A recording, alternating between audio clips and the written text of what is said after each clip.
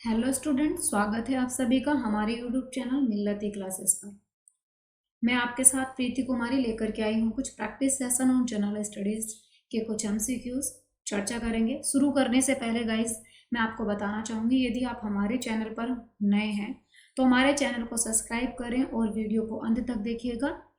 पसंद आती है तो लाइक करिएगा और बहुत सारे इंपॉर्टेंट चीज़ों और बहुत सारे इंपॉर्टेंट फैक्ट्स आपके एग्ज़ाम के पॉइंट ऑफ व्यू से हमने इसमें सम्मिलित किए हैं। तो चलिए शुरू करते हैं।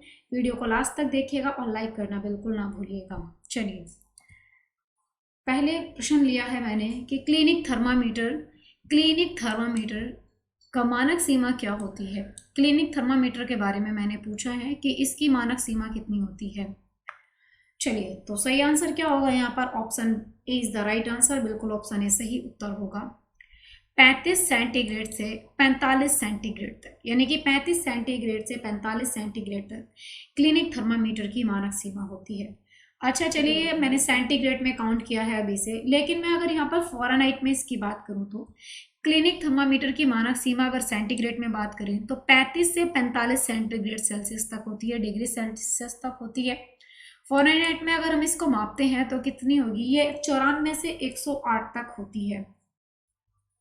और अच्छा, बात करें कि मानव शरीर का सामान्य नॉर्मली टेम्परेचर कितना रहता है, तो नॉर्मली जो तापमान रहता है वो कितना रहता है? 37 डिग्री रहता है, जिसके कारण मानव शरीर का तापमान सामान्य रूप से जो है 35 सेंटीग्रेड से नीचे और 42 सेंटीग्रेड से ऊपर नहीं होता है। जैसे आपको मैं बता दूं कि 35 सेंटीग्रेड से मनुष्य का जो है टेम्परेचर कभी कम नहीं होगा और 42 सेंटीग्रेड से कभी ऊपर नहीं होगा। आगे बात करते हैं। यही कारण है कि एक क्लिनिक थर्मामीटर की सीमा 35 से 42 सेंटीग्रेड के बीच की ही रहती है। यस, चलिए आगे बात करती हूँ। अगला प्रश्न है, टंगस्टन का प्रयोग डैश डैश के कारण विद्युत बल्ब में यानी कि फिलामेंट के निर्माण के लिए किया जाता है। तो विद्युत बल्ब में फिलामेंट के निर्माण के लिए किया जाता है उच्च प्रकाश उत्सर्जक शक्ति, या फिर उच्च विशिष्ट प्रतिरोध, या फिर उच्च गलनांक, या फिर निम्न गलनांक। तो क्या होगा? सही आंसर होगा option C is the right answer, यानी कि उच्च गलनांक के लिए। ठीक है, यानी कि टंगस्टन का जो उपयोग किया जाता है वो उच्च गलनांक के लिए किया जाता है। इसके कारण विद्युत बल्ब में फिलामेंट के निर्माण के लिए इसका प्रयोग किया जाता है। टंगस्टन की मैं बात करती हूँ। टंगस्टन में जो है 35,000 का उच्च गलनांक, सबसे कम वाष्प दाब और सभी धातुओं की बड़ी तन्यता शक्ति इसमें होती है। और सबसे ज्यादा तन्यता का गुण किसमें होता है? ये किसमें होता है सोने में सबसे ज्यादा तन्यता का गुण होता है, उसके बाद यानी कि सिल्वर में। चूंकि ये जो है गलने से पहले उच्च गलनांक तक पहुंच सकता है और इसीलिए इसका उपयोग प्रकाश बल्ब के फिलामेंट के लिए किया जाता है। इंपॉर्टेंट है। चलिए, तो ये भी बहुत ज्यादा इंपॉर्टेंट रहेगा और ये भी बहुत ज्यादा इंपॉर्टेंट है। दोनों की दोनों चीजें ध्यान में रखनी है। आगे बात करते हैं। अगला प्रश्न है, यदि कोई जहाज ताजे पानी से समुद्री जल में जाता है तो उस पर क्या प्रभाव पड़ेगा, यानी कि उसकी कंडीशन क्या होगी, क्या अप्लाई होगी?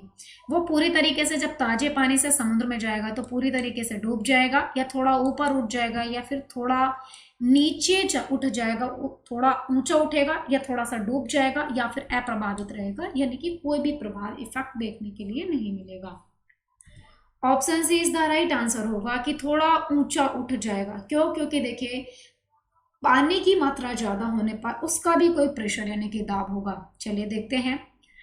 जब किसी पिंड को किसी तरल पदार्थ में डुबोया जाता है तो उस पर जो है तो द्रव उस पर ऊर्ध्वगामी बल जो है लगाता है, जिससे क्या होता है? उत्प्लावक बल, और द्रव का उत्प्लावक बल जिसे कहते हैं वो यहाँ पर अप्लाई होता है। ठीक है, इंपॉर्टेंट है। फिजिक्स में या फिर एग्जाम्पल, ये फिजिक्स का एग्जाम्पल, ये डायरेक्टली आपसे प्रश्न में पूछा जा सकता है एग्जाम में। आगे मैं बात करूं, चूंकि समुद्री जल का जो घनत्व होता है वो ताजे पानी की तुलना में अधिक होता है। मोस्ट इंपोर्टेंट ये है, वो पूछेगा कि ऐसा क्यों होता है, इसका कारण क्या है? इसका कारण है कि जो घनत्व होता है समुद्र के जल का घनत्व ताजे पानी की तुलना में कैसा होता है? उसका घनत्व ज्यादा होता है। चलिए आगे बात करती हूँ। यहाँ पर अगला प्रश्न है, मानव शरीर में कौन सा तत्व सबसे प्रचुर मात्रा में पाया जाता है? तो जो मनुष्य की बॉडी है उसमें सबसे प्रचुर मात्रा में कौन सा तत्व पाया जाता है? नाइट्रोजन, ऑक्सीजन, कार्बन डाइऑक्साइड, लोहा। राइट आंसर होगा ऑप्शन बी, ऑक्सीजन। ऑक्सीजन मनुष्य की बॉडी में प्रचुर मात्रा में पाया जाता है। चलिए चर्चा करते हैं इस पर। मनुष्य के शरीर में सबसे प्रचुर तत्व ऑक्सीजन और कार्बन और हाइड्रोजन है। देखिए सबसे ज्यादा मात्रा में या सबसे प्रचुर मात्रा में ऑक्सीजन पाया जाएगा, देन उसके बाद क्या पाया जाएगा, कार्बन पाया जाएगा, उसके बाद हाइड्रोजन पाया जाता है। इंपॉर्टेंट है, बहुत ज्यादा ध्यान रखना है। मानव शरीर में ऑक्सीजन सबसे प्रचुर मात्रा में पाया जाता है, ये तो माइंड में रहना ही है आपके। और कार्बन मानव शरीर में दूसरा सबसे प्रचुर तत्व है, जो हमारे कुल वजन का लगभग 18% होता है। यह इंपॉर्टेंट है, वो अगर फर्स्ट नहीं पूछेगा तो सेकंड तो हमेशा पूछता ही पूछता है। चलिए आगे बात करते हैं। अगला प्रश्न है, ब्रिटिश सरकार ने भारत पर प्रत्यक्ष शासन करना कब शुरू किया था? तो देखिए ब्रिटिश सरकार ने डायरेक्टली भारत पर जो प्रशासन शुरू किया था, स्टार्ट किया था, ये कब किया था? प्लासी के युद्ध के बाद किया था, या पानीपत के युद्ध के बाद किया था, बक्सर के युद्ध के बाद किया था, या फिर सिपाही विद्रोह के बाद किया था? सही आंसर होगा option 4 is the right answer, सिपाही विद्रोह के बाद। देखिए जैसा मैंने आपको बताया, जो ब्रिटिश सरकार ने डायरेक्टली जो भारत पर शासन करना शुरू कर दिया सिपाही विद्रोह के बाद। सिपाही विद्रोह, चलिए थोड़ा सा समझ लेंगे। आप सबों को पता होगा कि 1857 की क्रांति हुई थी, यह सिपाही विद्रोह के नाम से जानेगी। 1857 की क्रांति के बाद यानी कि 1858, ठीक है, 1858 में क्या हुआ था, यहाँ पर इस क्रांति के बाद इलाहाबाद में एक दरबार लगा था, ठीक है, और इलाहाबाद दरबार लगा था 9 नवंबर 1858 की बात है, जब इलाहाबाद में दरबार लगा। और उसके बाद क्या हुआ, यहाँ पर ब्रिटिश क्राउन के हाथों में सीधे ही ये शासन चला गया। तब से मतलब क्या है, ये सिपाही विद्रोह के बाद जो सीधे ब्रिटिश ईस्ट इंडिया, इससे पहले 1857 में और 1857 से पहले ब्रिटिश ईस्ट इंडिया कंपनी के तहत भारत का शासन चल रहा था, और डायरेक्टली उसके बाद किसके हाथों में चला गया, पूरे का पूरा ब्रिटिश क्राउन के हाथों में चला गया। ठीक है, ध्यान में रखना है। चलिए कैनिंग के समय अगला प्रश्न है कि केकड़े के कितने पैर होते हैं? इंपॉर्टेंट है, देखिए केकड़े के कितने पैर होते हैं। चलिए बहुत बढ़िया, 6, 8, 10 या 12। Option C is the right answer. कितने पैर होते हैं? 10 पैर होते हैं। यस, चलिए बहुत अच्छा। देखिए जैसे आपको दिख रहा है ये केकड़ा, ठीक है, तो आप सबों को पता है एक केकड़े के 10 पैर होते हैं, जिसमें कि 8 चलने वाले पैर होते हैं और 2 उसके सामने वाले पैर होते हैं। 2 सामने वाले पैरों को जो है वो एक क्या होता है, चैलीपेड से कहा जाता है उसका। जैसे आप यहाँ पर देख रहे हैं, इसके जो चैलीपेड्स हैं और ये बाकी चलने वाले उसके 10 पैर, 8 पैरों से इनसे चलता है वो, जबकि इनसे क्या करता है, वो अपना शिकार करने की कोशिश करता है या शिकार करता है। चलिए आगे बात करती हूँ, पौधों में जल का परिवहन कैसे होता है? पौधों में जो जल का परिवहन क्रिया होती है किससे होती है? पुमंग से होती है, या फिर क्लोरोफिल से होती है, फ्लोएम से होती है, जाइलम से होती है? राइट आंसर क्या होगा, चलिए बताएंगे। राइट आंसर होगा option 4 is the right answer, xylem. देखिए जल की परिवहन प्रक्रिया की बात करूं तो सीधे जाइलम से होती है, लेकिन जो 16 खनिज तत्व हैं और एक पौधे के लिए जो बाकी खनिज तत्व होते हैं वो फ्लोएम के द्वारा प्रदान किए जाते हैं। अच्छा, यहाँ पर फिर क्लोरोफिल क्या है? क्लोरोफिल वो है जो हरे रंग का पदार्थ पौधों में पाया जाता है, जिससे प्रकाश संश्लेषण से पौधे अपना भोजन बनाते हैं। और पुमंग जो होता है ये क्या होता है? ये पुष्प वाला पर्वत होता इसका होता है। चलिए आगे बात करती हूँ 1983 में प्रूडेंशियल वर्ल्ड कप में प्लेयर ऑफ द मैच कौन था? तो भाई कौन था? महेंद्र अमरनाथ थे, या फिर सुनील गावस्कर थे, क्लाइव लॉयड थे, या फिर कपिल देव थे? Option A is the right answer, Mahendra Amarnath जो थे, महेंद्र अमरनाथ 1983 में प्रूडेंशियल वर्ल्ड कप में जो है यानी कि प्लेयर ऑफ द मैच थे। ठीक है, मैच थे, ध्यान में रखना है। अगला प्रश्न है यहाँ पर कि लाइफ ऑफ पाई पुस्तक के लेखक कौन है? चलिए बताइए। डेविड मैगी हैं, चेतन भगत हैं, यान मार्टेल हैं, या फिर अंगल ली हैं? तो सही आंसर क्या होगा? Option C is the right answer, Yann Martel. देखिए ये एक पुस्तक है लाइफ ऑफ पाई।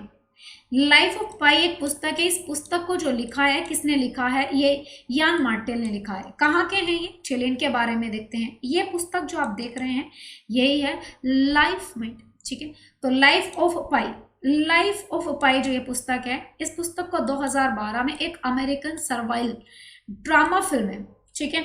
अब ये जो है यानी कि एक ड्रामा फिल्म है, और इसमें जो इसके नाम को यान मार्टेल के द्वारा 2001 के उपन्यास पर आधारित लिखी गई है ये। और ये पुस्तक में जो क्या हुआ है कि इसमें ये उपन्यास लिखा गया था इस पुस्तक में, तो इस पर एक फिल्म भी बनी, ठीक है।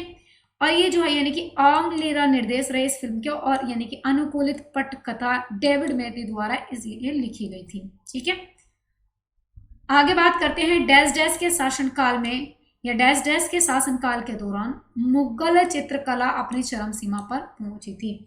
तो 4 मुगल शासकों के नाम दिए हैं, अकबर, जहांगीर, शाहजहां, औरंगजेब। किसके समय में चित्रकला अपनी चरम सीमा पर पहुंच चुकी थी? Option B is the right answer, Jahangir. Jahangir के समय क्या हुआ था? देखिए आप सबों को पता, बहुत सारी चीजें जहांगीर ने जो अपने टाइम में कंप्लीट करवाई, तो यानी कि जहांगीर के समय चित्रकला सबसे ज्यादा चरम सीमा पर पहुंची थी। आगे बात करती हूँ परमाणु विखंडन। परमाणु विखंडन रिएक्टर में निम्नलिखित में से किसकी आवश्यकता नहीं होती है? नियंत्रण उपकरण की, मंदक की, या फिर शीतलक की, या फिर त्वरत्व की। तो किसकी आवश्यकता नहीं होती है?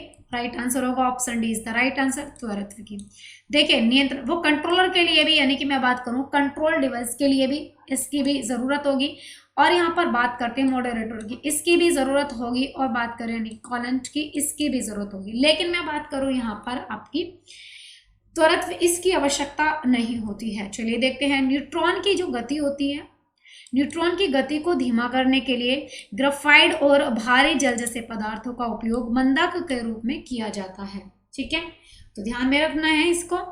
आगे बात करूं यहाँ पर न्यूट्रॉनों को अवशोषित करके और विखंडन की दर को जो है कंट्रोल करने के लिए, उस पर नियंत्रण करने के लिए नियंत्रण छड़, ठीक है, यानी कि नियंत्रण छड़ के रूप में किसका प्रयोग किया जाता है? कैडमियम और बोरॉन। इन दोनों को इसको कंट्रोल करने के लिए कैडमियम और बोरॉन का प्रयोग किया जाता है। आगे बात करूं ऊष्मा को दूर करने के लिए भारी जल या पिघले हुए सोडियम जैसे शीतकालिक उपाय, इनका जो उपयोग किया जाता है। इंपॉर्टेंट है, दोनों ही पॉइंट बहुत ज्यादा इंपॉर्टेंट है, याद रखने हैं। ठीक है, आगे चलते हैं। अगला प्रश्न है यहाँ पर कि संयुक्त राष्ट्र संघ के महासचिव डैश डैश द्वारा नियुक्त किए जाते हैं।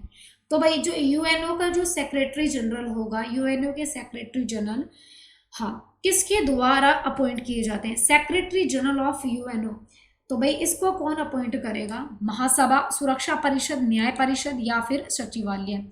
देखिए यूएन जो है, यानी कि यूएन के कितने भाग हैं यूएनओ के? तो कितने हैं? 6 इसके अंग हैं, सॉरी ये 6 अंग है, नहीं कि 6 ना, 6 अंग हैं। अब 6 अंग में 4 अंग दे रखे हैं, 3 इसमें जो है यानी कि 2 अंग शेष हैं, वो आप मुझे कमेंट में बताएंगे कि यूएन के कितने अंग हैं। चलिए सही आंसर होगा option A is the right answer, बिल्कुल महासभा। महासभा की मैं बात करूं तो महासभा जो है संयुक्त राष्ट्र संघ के महासचिव को जो है अपॉइंट करती है। अच्छा एक बात है, महासभा अगर संयुक्त राष्ट्र के महासचिव को अपॉइंट करेगी, क्या यह खुद से कर सकती है या फिर किसी की सलाह पर करती है? चलिए देखते हैं। सुरक्षा परिषद की सिफारिश होगी, सुरक्षा परिषद सिफारिश करेगी और उसके बाद जो है महासचिव की नियुक्ति करेगी महासभा। ठीक है, 2 अंग यानी कि जो यूएन के हैं, एक सुरक्षा परिषद होगा और दूसरा महासभा होगा।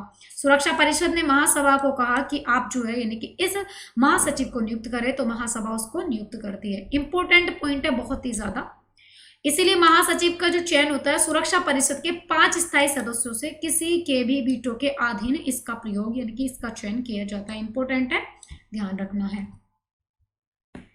अगला प्रश्न है महात्मा गांधी को डैश डैश से सविनय अवज्ञा के लिए प्रेरणा मिली है। तो भाई किससे? देखिए यहाँ पर एक आप मुझे बताएंगे थोरो या फिर रस्किन या फिर यानी कि कन्फ्यूशन या फिर यानी कि टॉल्स्टॉय। तो सही आंसर क्या होगा यहाँ पर? थोरो। अच्छा थोरो क्या चीज है? यहाँ पर कोई व्यक्ति है या फिर किसी की थ्योरी है या फिर किसी की स्टोरी है? तो देखिए मैं बात करती हूँ यहाँ पर, देखिए डेविड थोरे की एक पुस्तक है, ठीक है, थोरो ने एक पुस्तक लिखी थी, डेविड थोरो की एक पुस्तक है, उसको पढ़ा महात्मा गांधी ने और महात्मा गांधी को जो है सविनय अवज्ञा के लिए प्रेरणा मिली, इसके लिए मोटिवेट हुए।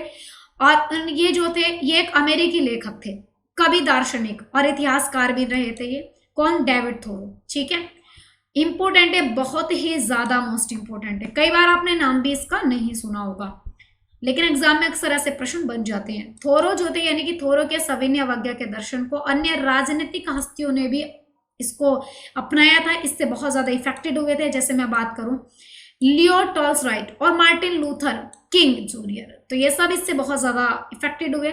अब इसमें क्या था? कुछ राइट्स थे इसमें, जिन राइट्स को जो है यानी कि महात्मा गांधी और इन सभी लोगों ने पढ़ा और उससे इफेक्टेड हुए। चलिए आगे बात करती हूँ। भारत में सांप्रदायिकता निर्वाचक मंडल, भारत में सांप्रदायिकता निर्वाचन मंडल की प्रणाली सबसे पहले किसके द्वारा शुरू की गई थी? किसके द्वारा सबसे पहले शुरू की गई है, कब की गई है? चलिए, कब? इंडियन काउंसिल एक्ट 1892, या फिर आपका जो है, यानी मैं बात करूं मार्ले मिंटो रिफॉर्म्स 99, या फिर कौन सा एक्ट होगा सही? चलिए, ऑप्शन बी बिल्कुल सही आंसर होगा, मॉर्ले मिंटो सुधार या फिर मॉर्ले मिंटो रिफॉर्म्स, जो 1909 में आया था। तो इसने क्या करा था, भारत की जो निर्वाचन मंडल था, ठीक है, सांप्रदायिक निर्वाचन प्रणाली थी, उसको जो है उसको शुरू किया था, स्टार्ट किया था इस प्रणाली को। चलिए आगे बात करते हैं। अगला प्रश्न है, किस योजना के तहत सरकार ने एक कृषि रणनीति पेश की जिसने हरित क्रांति को जन्म दिया?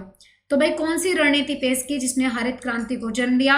यानी कि पहली पंचवर्षीय योजना, या दूसरी पंचवर्षीय योजना, तीसरी पंचवर्षीय योजना, या फिर चौथी पंचवर्षीय योजना? सही आंसर क्या होगा? Option C is the right answer. तीसरी पंचवर्षीय योजना जो थी, यानी कि इसके तहत सरकार ने एक कृषि रणनीति पेश की थी, हरित क्रांति के जन्म दिया था जिन्होंने। ठीक है, आगे बात करते हैं। चलिए, भारतीय दलन अनुसंधान संस्थान, भारतीय दलन अनुसंधान संस्थान किस शहर में या किस राज्य में स्थित है? उत्तर प्रदेश में, मध्य प्रदेश में, हिमाचल प्रदेश में, या फिर आंध्र प्रदेश में? सही आंसर क्या होगा? Option A is the right answer, Uttar Pradesh. Uttar Pradesh में जो एक जिला, यानी कि क्या है, एक कानपुर शहर है। तो कहां पर है? कानपुर में। चलिए देखते हैं यहाँ पर, ये भारतीय दलन अनुसंधान संस्थान जो है ये सरकारी संस्थान है, यानी कि जो उत्तर प्रदेश के कानपुर में अवस्थित है। चलिए आगे बात करती हूँ। अगला प्रश्न है, नॉर्मन बोरलॉग को किस क्षेत्र में नोबेल पुरस्कार दिया गया था? देखिए, चिकित्सा, कृषि, शांति, या फिर इनमें से कोई नहीं? सही आंसर क्या होगा यहाँ पर इसका? Option C is the right answer, शांति के क्षेत्र में। आप लोग को लगा होगा कि कृषि के क्षेत्र में, क्यों? क्योंकि नॉर्मन बोरलॉग जो थे, ये विश्व में जो है हरित क्रांति के जनक के रूप में जाने जाते हैं। ठीक है, हरित क्रांति के लिए विश्व स्तर पर जाने जाते हैं, लेकिन शांति के क्षेत्र में क्यों नोबेल पुरस्कार से सम्मानित किया? क्यों? क्योंकि उस वक्त जो है जब खाने को अनाज नहीं मिल पा रहा था, तो अशांति सबसे ज्यादा इसकी बनी हुई थी। ठीक है, हाँ, तो इसलिए इनको जो है यहाँ पर कृषि के लिए नहीं, शांति के लिए, पीस के लिए इनको नोबेल पुरस्कार दिया गया था, क्योंकि जब अनाज की उत्पत्ति अच्छे से होने लगी थी तो शांति आई थी। यस, चलिए आगे बात करती हूँ। हरित क्रांति के जनक जो थे नॉर्मन बोरलॉग, ये अमेरिकी कृषि वैज्ञानिक थे। ठीक है, जिन्हें 1970 में नोबेल पुरस्कार से सम्मानित भी किया गया था। आगे बात करती हूँ। मानव शरीर में निर्जलीकरण के निर्जलीकरण होता है, या निर्जलीकरण की कमी के कारण क्या है? क्या है?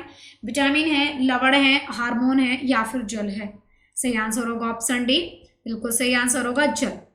चलिए, जैसे मैं बात करूं, शरीर से जब अत्यधिक मात्रा में तरल पदार्थ, यानी कि लिक्विड फॉर्म में पदार्थ जब खत्म हो जाते हैं, तो उस कंडीशन में क्या होता है, उस स्थिति को जो क्या बोलते हैं, यानी कि क्या बोलते हैं, डिहाइड्रेशन कहा जाता है। और गर्मी में शरीर से पानी की कमी के कई कारण होते हैं, जैसे मैं बात करूं, बहुत पसीना आना, उल्टी, दस्त के लक्षण वाले, और इन सब रोगों से क्या होता है, यहाँ पर गैस्ट्रोएंटेराइटिस हो जाता है। और इसके अलावा कुछ बीमारियां जैसे लू लगना, तेज बुखार इत्यादि से भी शरीर में डिहाइड्रेशन हो जाता है। डिहाइड्रेशन मतलब कि बॉडी में क्या हो जाती है, पानी की कमी हो जाती है, जिसको हम डिहाइड्रेशन बोल देते हैं। ठीक है, चलिए आगे बात करती हूँ। किस पौधे का फल भूमि के नीचे पाया जाता है? देखिए, प्रश्न को समझ के आंसर देना है कि किस पौधे का फल है जो भूमि के नीचे पाया जाएगा। मूंगफली, प्याज, आलू, गाजर? सही आंसर क्या होगा? Option A is the right answer, मूंगफली। देखिए, मूंगफली का जो मैं बात करूँ, ये फल होता है। अच्छा, भूमि के नीचे प्याज भी, आलू भी और गाजर, ये तीनों चीजें भूमि के नीचे पाई जाती है। लेकिन प्याज क्या होता है?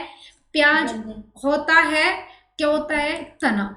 आलू क्या होता है? आलू होता है कंद। और गाजर क्या होती है? गाजर होती है जड़। ठीक है, चलिए गाइस, तो आज की क्लास में हम रखते हैं इतना ही। उम्मीद करती हूँ आपको ये क्लास बहुत ज़्यादा पसंद आई होगी। Okay, thank you for watching guys. मिलते हैं फिर। क्लास को लाइक करिएगा और चैनल को सब्सक्राइब करिएगा। Okay, bye bye.